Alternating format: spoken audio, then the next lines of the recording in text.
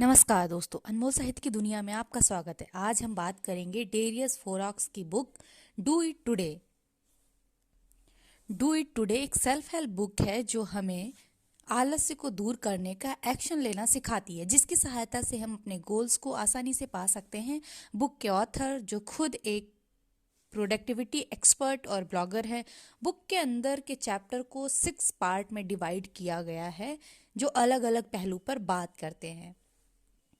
Author कहते हैं कि टाल मटोल करना एक आम समस्या है जिसमें हम किसी न किसी वजह से अपने काम को या तो करते नहीं हैं या समय निकलने के बाद करते हैं, जिसका सीधा साधा असर हमारी प्रोडक्टिविटी पर पड़ता है और धीरे धीरे ये अनप्रोडक्टिविटी हमारी लाइफ में निगेटिविटी को जन्म देती है, जिसकी वजह से हम दुखी या परेशान रहते हैं। टाल मटोल से बचने और काम पूरा करने का सबसे अच्छा तरीका है कि हम इमीडिएट एक्शन लेकर काम को पूरा कर लें, लेकिन ये हमेशा इतना आसान नहीं होता और इसे आसान बनाने में ये बुक समरी आपको काफ़ी हेल्प करेगी। अब बात करते हैं पहले चैप्टर की, तुरंत एक्शन लें। ऑथर का कहना है कि एक क्षण हमारे जीवन का हमें किसी न किसी चीज का अवसर होता है और हम टालमटोल करके उस क्षण को खो देते हैं जो आगे बढ़ने और कामयाबी का एक अवसर लेकर आया था। इसी बात को ध्यान में रखते हुए ऑथर हमें तुरंत एक्शन लेने या कदम उठाने की सलाह देते हैं, भले ही वह कदम कितना भी छोटा क्यों ना हो। आवश्यक है ये कदम तब उठाया जाए जब हमें उसकी ज़रूरत हो। समय निकलने के बाद एक्शन लेना सांप के भाग जाने के बाद लाठी पटकने जैसा है, इसका कोई फ़ायदा नहीं होने वाला है। ऑथर हमें प्रेजेंट टाइम के बारे में बताते हैं जिसमें लोग लॉन्ग टर्म बेनिफिट की ना सोचकर तुरंत की खुशी के चक्कर में फंस जाते हैं। वह कहते हैं कि ये नुकसानदायक है क्योंकि इसमें अक्सर हम उन कामों को टाल मटोल कर देते हैं और लंबे समय तक टाल देते हैं जिससे हमें कोई फायदा नहीं होता है। ऑथर टाल मटोल से पार पाने के लिए कुछ सुझाव देते हैं, जैसे काम को छोटे छोटे स्टेप में विभाजित कर लेना जिससे काम करने में भी आसानी हो और हमें उसे करने के लिए ज़्यादा सोचना भी ना पड़े। इसके अलावा हमें अपने लिए समय सीमा सेट करके काम करना चाहिए। बिना समय सीमा कि कोई भी काम समय पर खत्म नहीं हो पाएगा और एक बार जब आप कोई काम पूरा कर लें तो खुद को इनाम देना या रिकॉर्ड करें और खुद को उन चीज़ों के लिए थैंक यू बोलें और अपने आप को रिवार्ड दें। दूसरा चैप्टर है देरी पर काबू पाना। यह समझने के बाद टालमटोल आखिर होता क्या है, ऑथर ने इस चैप्टर में हमें टालमटोल की वजह समझाने की कोशिश की है और बताया है कि टालमटोल के पीछे अक्सर मनोवैज्ञानिक कारण काम करते हैं। वह कहते हैं कि टालमटोल के एक मुख्य कारण डर होता है। कोई विफल होने से डरता है क्योंकि उन्हें लगता है दुनिया हमें फेल्योर के रूप में याद रखेगी। कुछ लोग ऐसे भी होते हैं जो सफलता से डरते हैं। ऑथर आगे कहते हैं कि टालमटोल करने की अन्य वजह लैक ऑफ मोटिवेशन होती है, जो लोगों को कॉन्फिडेंस नहीं हो पाता है। ऐसी कई तकनीकें हैं जिनका उपयोग विलंब पर काबू पाने के लिए किया जा सकता है। वह कहते हैं कि विलंब पर काबू पाने के लिए सबसे ज़्यादा जरूरी है सेल्फ डिसिप्लिन और विल पावर। सेल्फ डिसिप्लिन यानी आत्म अनुशासन हमें हमारी टालमटोल पर काबू करना, कंट्रोल करना सिखाता है और विल पावर उन गोल्स को अचीव करने के लिए जरूरी है। ये दोनों गुण विलंब पर काबू पाने के लिए जरूरी हैं क्योंकि ये काम को टालने की टेम्पटेशन को रिजेक्ट करने और ट्रैक पर बने रहने में मदद करते हैं। वैसे तो विलंब पर काबू पाना आसान नहीं है, लेकिन इसके पीछे के मनोवैज्ञानिक कारणों को समझकर और ऊपर दी गई जो बातें हैं हमने आपको बताई हैं उन पर काबू पाया जा सकता है। उत्पादकता में महारत। ऑथर बताते हैं कि अपने काम को समय रहते ही करने को प्रोडक्टिविटी यानी उत्पादकता कहते हैं। प्रोडक्टिविटी हर किसी के लिए बेहद ज़रूरी होती है, चाहे वो पढ़ाई हो या जॉब हो या अन्य कोई क्षेत्र हो। अपनी उत्पादकता बढ़ाने के लिए कई टेक्निक्स अपनाने की सलाह देते हैं। अब हम उन टेक्निक की बात करेंगे। Time management. अपने समय का सदुपयोग करने को टाइम मैनेजमेंट कहते हैं। हम सबके पास एक दिन के 24 घंटा ही होते हैं, लेकिन फिर भी कुछ लोग उन 24 घंटों में औरों से ज़्यादा प्रोडक्टिव इसलिए रह पाते हैं क्योंकि वो अपने टाइम को बुद्धिमानी से और अनुशासन से उपयोग करते हैं। प्राथमिकता, प्रायोरिटी, हमें ये पता होना चाहिए कि कौन सा काम ज़्यादा ज़रूरी है, कौन सा काम ज़रूरी कम है, और उस अकॉर्डिंग हमें अपने समय को बांटना चाहिए। सबसे इम्पॉर्टेंट काम को हमें पहले करना चाहिए। टास्क मैनेजमेंट, कुछ काम छोटे होते हैं और करने में आसान होते हैं, वहीं कुछ काम बड़े होते हैं और करने में बहुत मुश्किल होते हैं। टास्क मैनेजमेंट हमें सिखाता है कि कैसे बड़े कामों को छोटे छोटे कामों में विभाजित करके छोटे कामों की तरह हम उनको भी पूरा कर सकते हैं। डिस्ट्रैक्शन को दूर करना, जब हम कोई काम करते हैं तो ऐसी बहुत सी चीज़ें हो सकती हैं जो हमारा काम ध्यान से भटका सकती हैं।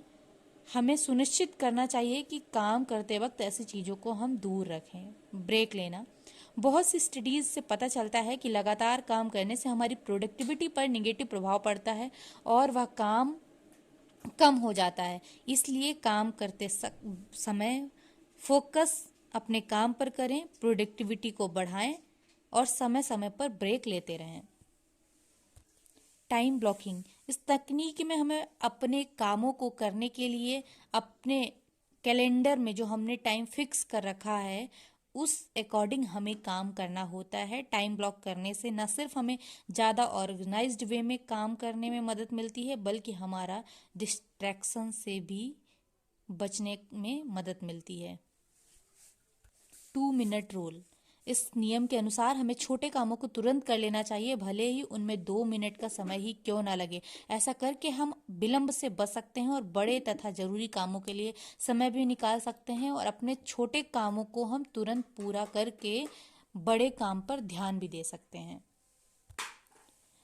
The power of habits, daily routine और प्रोडक्टिविटी पर आदतों का असर जो हमारे कामों पे होता है उसकी बात करेंगे।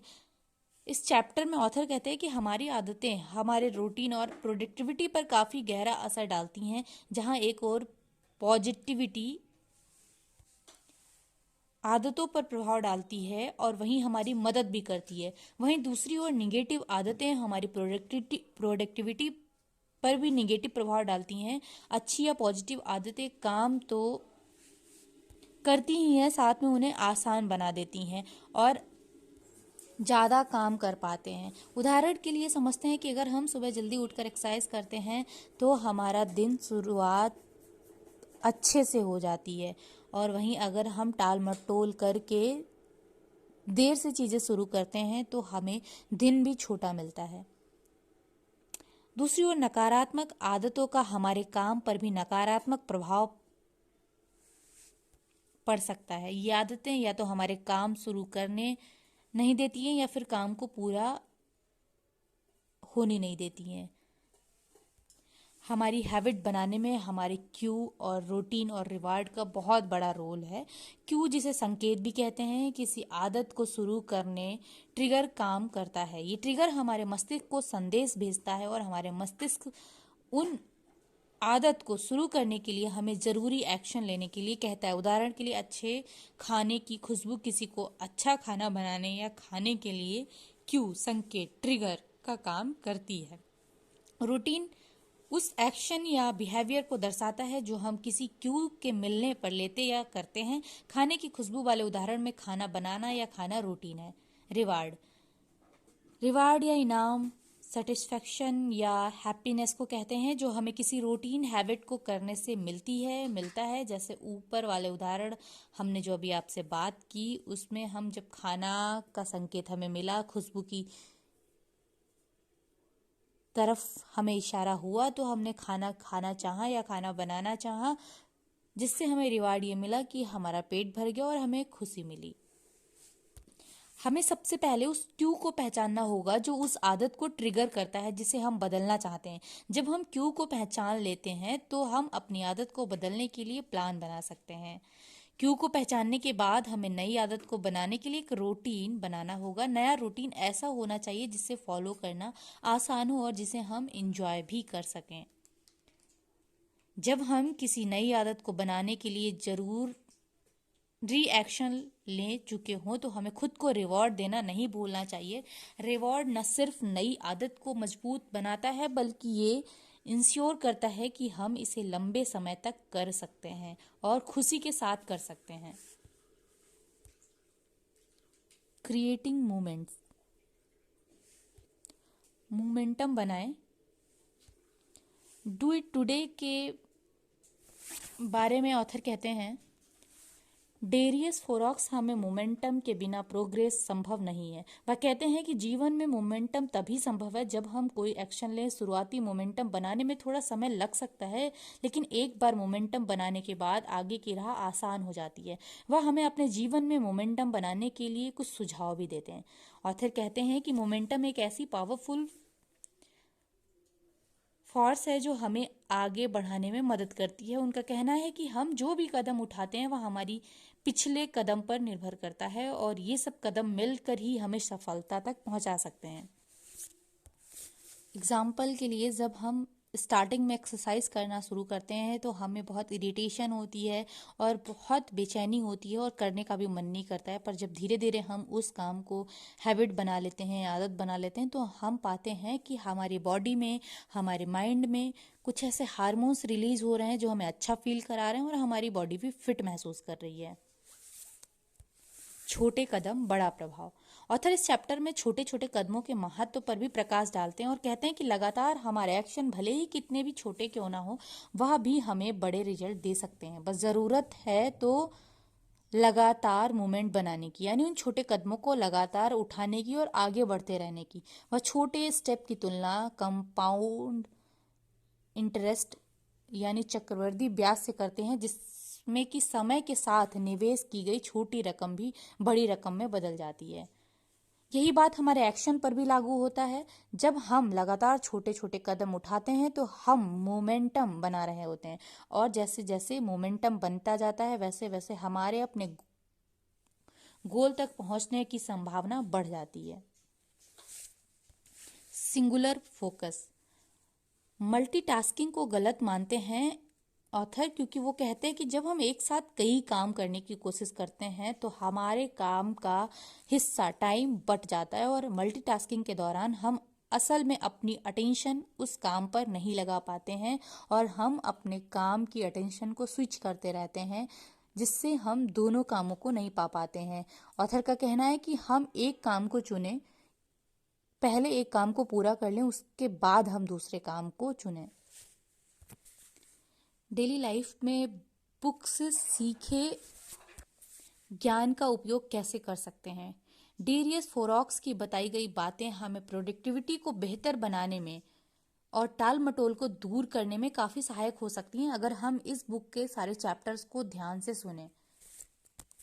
हम जो भी सीखते हैं, हम बुक की लर्निंग से जो भी पाते हैं, उसे हमें अपनी डेली जीवन में अप्लाई करने की ज़रूरत है। इमीडिएट एक्शन लें। जब आपको कोई काम करना हो तो उसे टाले नहीं, बल्कि उसे जल्दी से जल्दी पूरा करने के लिए एक्शन लें। टाइम ब्लॉकिंग का उपयोग करें। हर काम को करने के लिए अपने कैलेंडर में टाइम ब्लॉक करें। ये विभिन्न टास्क को करने के लिए प्लानिंग की तरह होता है, जिससे आपको पता चलता रहेगा कि आप किस समय कौन सा काम कर रहे हैं। टास्क को भी प्रायोरिटी दें। जब आप किसी चीज़ को बांट दें, किसी काम को समय दे दें, तो आपने जिस काम को पहले प्रायोरिटी दी है उस काम को पहले पूरा करना आवश्यक है। विजुअलाइज। जब हम किसी काम को करते हैं और हमने अगर सोच लिया है कि वह काम हमें पूरा करना है और इम्पोर्टेंट भी है, तो हम उस काम को करते हुए अपने आप को देखें। हमें इससे खुशी महसूस होगी और हम उस काम को पूरा करने के लिए शीघ्र से शीघ्र कोशिश करेंगे, जिससे हम अपने काम को आसानी से पूरा कर सकते हैं। किसी काम को करना है तो उसके लिए लगातार बने रहना जरूरी है। अगर हम किसी काम को करने को सोचते हैं, उसमें 2 या 3 दिन का समय लग रहा है, तो जरूरी है कि हम उस काम को पूरा करके ही स्टॉप लें। कहने का मतलब यह है कि जरूर ये ध्यान रखें कि हम उस काम के बीच में किसी और काम को प्रायोरिटी ना दे दें। जब वह काम हमारा पूरा हो जाए तभी हम उस काम को स्टॉप करें और नए काम की शुरुआत करें। डेरियस फोरॉक्स की बताई हुई इन बातों पर अमल करके हम अपने समय को बचा सकते हैं, अपने काम को हम और ज़्यादा अच्छे तरीके से और स्पीड से ज़्यादा कामों को कर सकते हैं। यह बुक हमें अपने काम को और प्रोडक्टिविटी बढ़ाने में मदद करती है, जिससे हम अपने टाल मटोल से बच सकते हैं। अगर आप अपने जीवन में कुछ हासिल करना चाहते हैं तो डू इट टुडे। आपकी लाइफ में डेरियस फोरॉक्स की किताब आपको बहुत हेल्प करेगी। Thank you.